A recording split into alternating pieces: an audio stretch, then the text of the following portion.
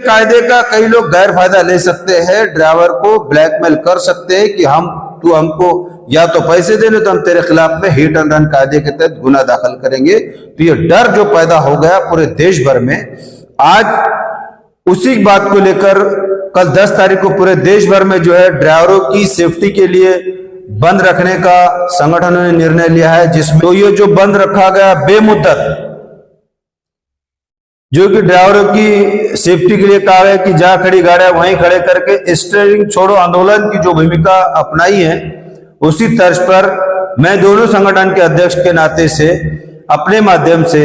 ये आप तमाम मेरे महाराष्ट्र ओलियो से चालक सेना के चालक मालक और ऑटो रिक्शा के चालक और मालक को अपील करता हूं कि हम संगठन के माध्यम से समर्थन देने के लिए पूरे महाराष्ट्र में 1 दिन का बंद कल डिक्लेयर कर रहे हैं। मैं सलीम पटेल वाघावकर एक अपील खास करके कर रहा हूं अपने तमाम लोडिंग रिक्शा और ऑटो वालों से कि कल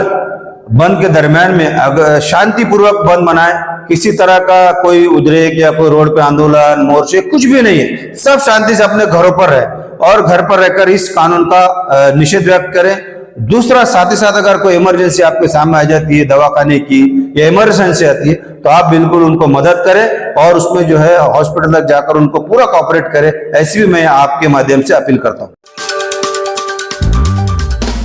सलीम पटेल साहब, आज ये प्रेस कॉन्फ्रेंस देते हैं, क्या मकसद? पहले तो मैं आप सभी का तहे दिल से शुक्र अदा करता हूं कि आप लोग आज एक प्रेस कॉन्फ्रेंस में आए। देखिए, हिट एंड रन कायदा जो भारत सरकार ने अभी लाई है, ये कायदा इतना डेंजर है कि अगर इसकी डिटेल में अगर जाएंगे तो आज साधारण आदमी भी गाड़ी चलाने को डरेगा। पहले तो मैं बता दूं आपको कि अभी सही तरीके से ये कायदे को लेकर आम पब्लिक में इतना जागरूकता नहीं हुई, जबकि हिट एंड रन कायदा 30,000 की मोपेड से लेकर तो 5 करोड़ की गाड़ी है उसको लागू है। अदना से अगर आदमी 2 व्हीलर पे भी गया, किसी को धक्का लग गया तो जो सजा 10 साल और 8 लाख 7 लाख रुपए का जो जुर्माना है वो उसको भी लागू है, वो उसको भी लागू है। एक तो ये मसला है, ये कायदे से आज सर्वसामान्य जो वाहन चालक है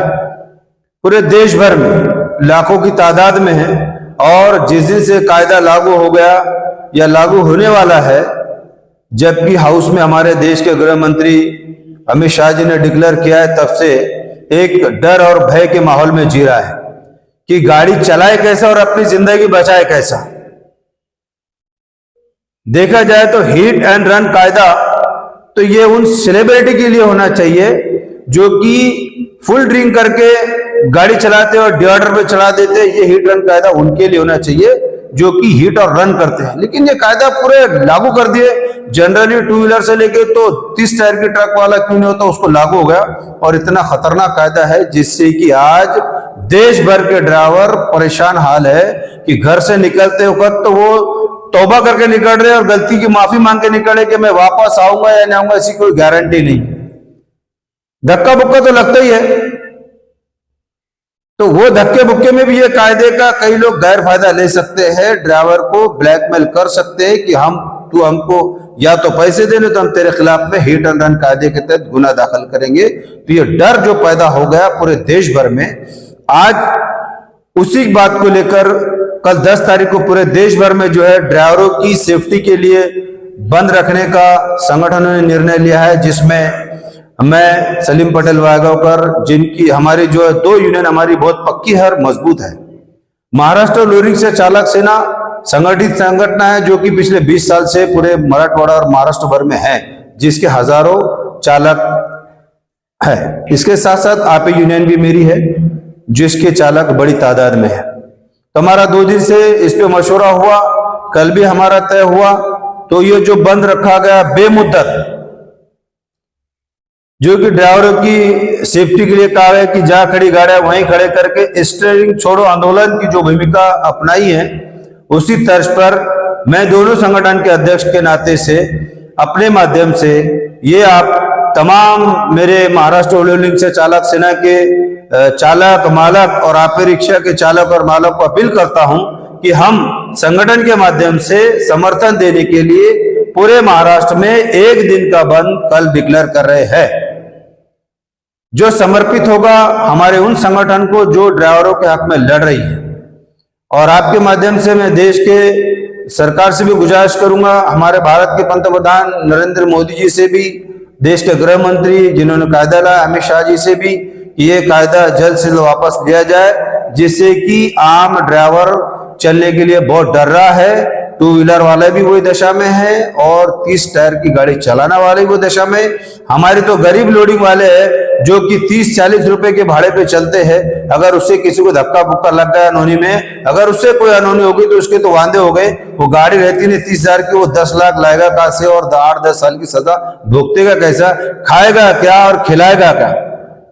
एक तरफ तो तुमने एक कानून बनाया दे कि हिट एंड रन के कायदे के तहत अगर ड्राइवर ने सूचना नहीं दी तो 8 साल की सजा और 10 लाख 8 लाख जो भी जुर्माना होगा वो। लेकिन दूसरी तरफ आपने ड्राइवर के बारे में यह नहीं सोचा कि अगर एक्सीडेंट होता है, अगर पुलिस को इत्तला देती या पब्लिक उसको रोककर उसका कहीं अगर 19-20 होता तो उसकी घर की और उसकी जिम्मेदारी कौन लेगा। यह भी कानून में प्रोविजन होना चाहिए था। जब तुम एक तरफ एक एक्सीडेंट पर इतनी सजा दे रहे हो तो फिर ड्राइवर के हित में कौन बात करेगा। तो मैं आपके माध्यम से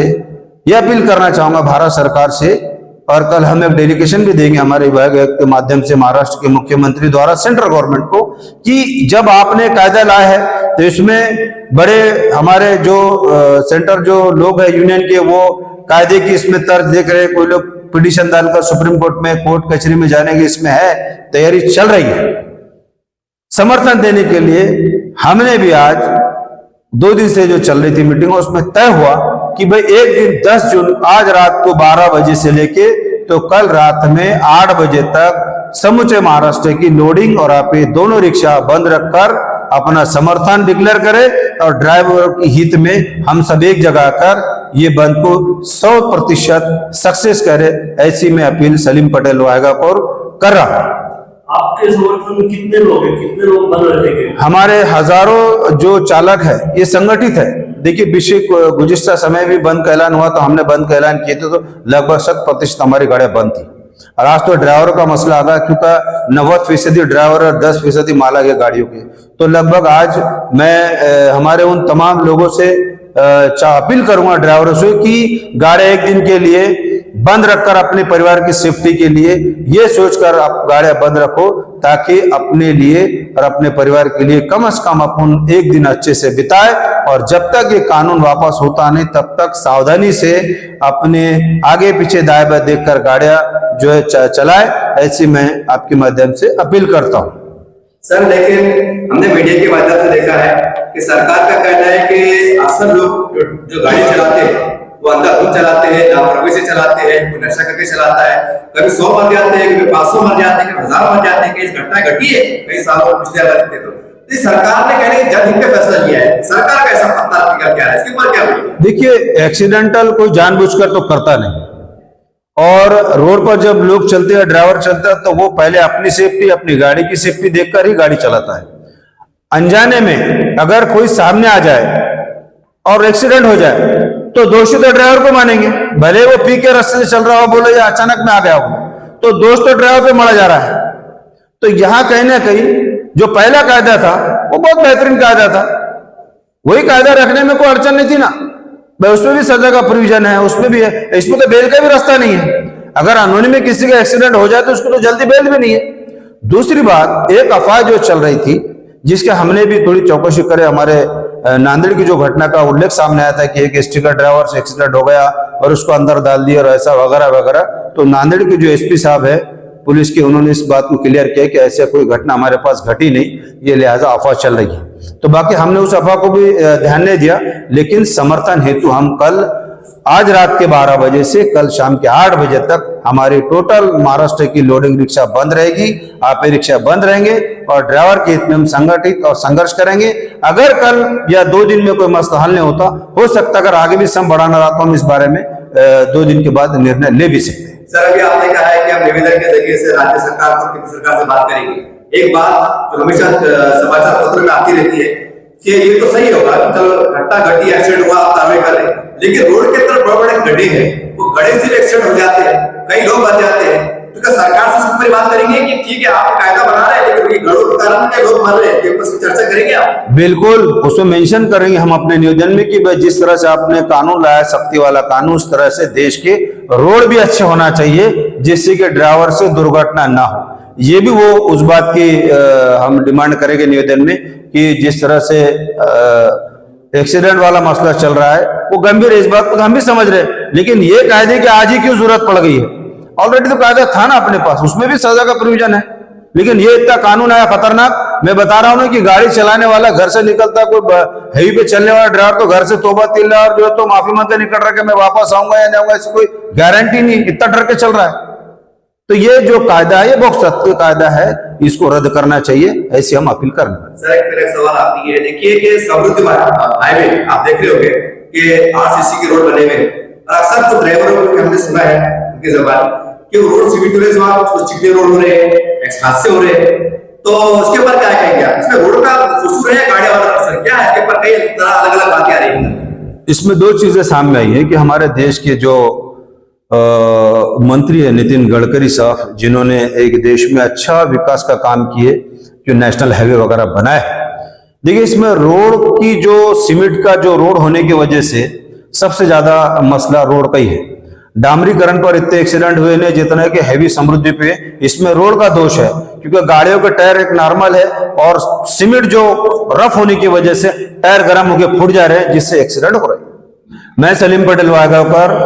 एक अपील खास करके कर रहा हूं अपने तमाम लोडिंग रिक्शा और ऑटो वालों से कि कल बंद के दरमियान में अगर शांतिपूर्वक बंद मनाएं, किसी तरह का कोई उद्रेक या कोई रोड पे आंदोलन, मोर्चे कुछ भी नहीं है, सब शांति से अपने घरों पर रहे और घर पर रहकर इस कानून का निषेध व्यक्त करें। दूसरा साथ ही साथ अगर कोई इमरजेंसी आपके सामने आ जाती है दवाखाने की या इमरजेंसी आती है तो आप बिल्कुल उनको मदद करें और उसमें जो है हॉस्पिटल तक जाकर उनको पूरा कोऑपरेट करें, ऐसी भी मैं आपके माध्यम से अपील करता हूं।